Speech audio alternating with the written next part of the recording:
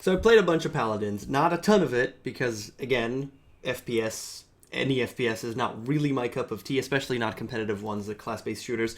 But I played a bunch of it, and it's a really nice game. It's, in case you don't know, a class-based shooter, a completely free-to-play one, and there's, like, fajillion of them coming out this year, and most of them are paid. So this one is free to play. It's by Hi-Rez Studios, which have done Tribes Ascend, which I love, and Smite, which was a cool idea. They usually jump the bandwagon. I mean, Smite is kind of the Dota-like or League, similar to Dota and League that are coming out, and now they're jumping the class-based shooter bandwagon. But they usually put out really nice games. I mean, I really like that company, and they do good work. So I got a beta invite, and why not play it a little bit, especially as it's going to be free to play, and they're trying to do something interesting. I'm not interested in class-based shooters generally speaking, but if they're doing something unique, something special, then I want to know, I want to see a little bit of what that is. And that's why I'm really not excited and not interested in Overwatch, because it's just an FPS, it's just a class-based shooter. This game, at least, and yes, the comparison is going to be, if you're comparing it to anything, it's probably Overwatch, because those are the two. I mean, this one I played, and Overwatch is the one that has the most coverage and is the most out there right now. All of these games are in some type of closed or open beta, or pre-orders are out or in, or whatever. We have some information on them. Most of them should be coming out in 2016, as far as I know.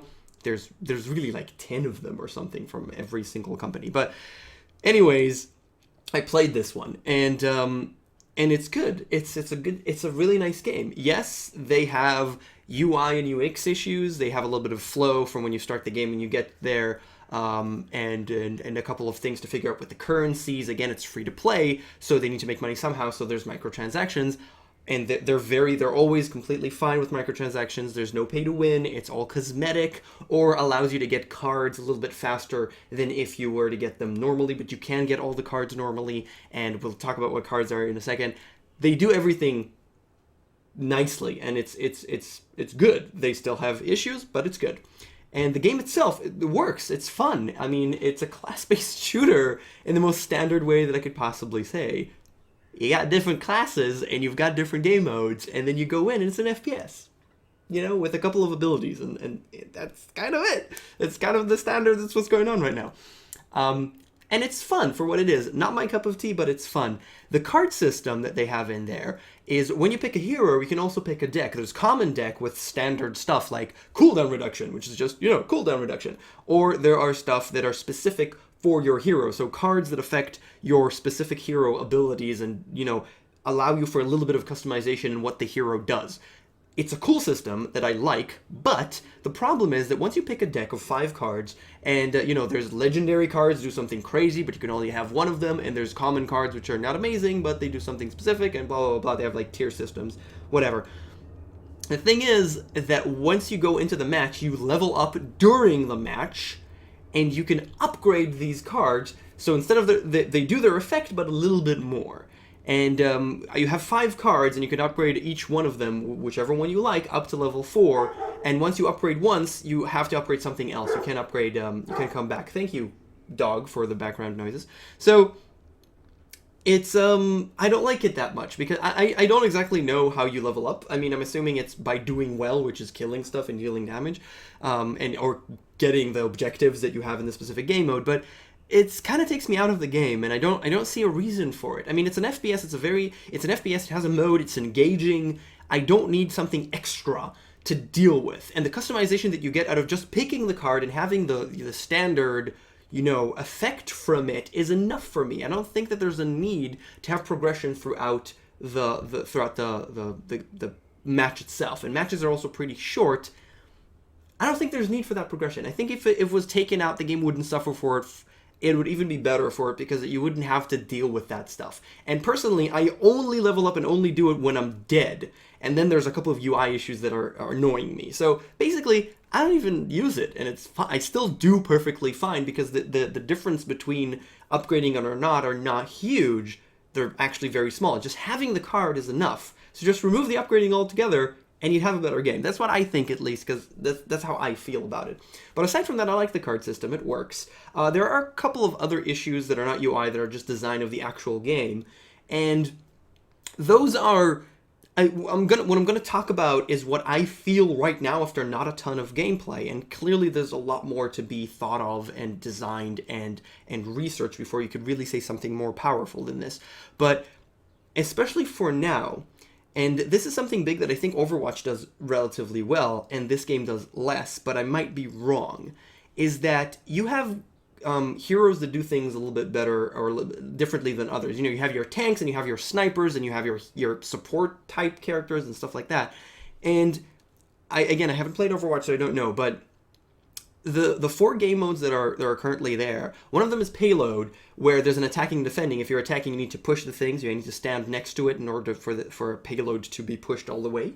And there's two that involve capture points, and there's one that's just you have to shoot stuff and you have to kill stuff. But there's a fog coming from the edges of the screen, from the edge of the entire arena, and eventually it coalesces at a very small area. And if anybody survives at that point, you're gonna get to that small area, and then you're gonna kill people in there. So all those things, most of these are kind of going towards not being a sniper. You know, the closer range you are, the better, because you have to be at a specific point. A capture point, you need to stand on the capture point. So if you're a sniper character, you kind of want to be not where all the action is. You kind of want to be far away and shoot people. And the sniper characters are not as good. It's just that's how I feel. I mean, I played the sniper characters and I did well, but I kind of got wrecked if I got close. I mean, I was relying on my team to do the actual objective, and I was just killing people from far away, which isn't the actual objective in most of these maps. And when I used the melee type that's totally overpowered and just got hit with a nerf bat, I felt more useful. I got the objectives better, and I still killed a ton of people and dealt a ton of damage because I have to be on the capture point and stuff like that. So there's a couple of issues, but again, you need more research, you need more play, you need more modes, you need more stuff. Just generally more stuff. You know, they don't have any lore because they're not Blizzard. The obvious example is to compare it to Overwatch again, but Overwatch has so much in it, so much polish, so much lore, such a world that they're building because it's Blizzard and they can do it in a much bigger company and they have years of experience of doing exactly those things. And Hi-Rez is a little bit younger company. I think, I'm not even sure, maybe even younger, they're just not as big as far as I know. Maybe I'm saying things that are completely wrong, but who cares? But yeah, it's a nice game. Not my cup of tea, but I will play it with friends. I just got a couple of invites, so I might actually invite some people and play because it's fun with friends. It's always fun with friends. And I like it. I won't play it much, especially not when Dark Souls 3 comes out, but it's nice. I am always interested in things if they're doing something unique. And the next one that I actually saw a little bit about, just a little bit though, is Paragon. I think it's called Paragon by Epic Games. They actually said that I hate this word, but they said it's a MOBA. So it's an FPS, but they're definitely referring to having more Dota/League elements into the game, and that sounds really interesting to me. They also have kind of a card system, but I don't know what it is. I'm just waiting to see what happens. I mean, it's also a paid game, but they will have a closed beta or an open beta as well, and then I should be able to play it before it comes out. I doubt I'll buy it, but I might. I don't know. Maybe it's fucking amazing, and I want to play it. I don't know. But for now, it's Dark Souls 3. Just waiting for Dark Souls 3. We're 14th of April, so we have a little bit more than a month. Okay, bye.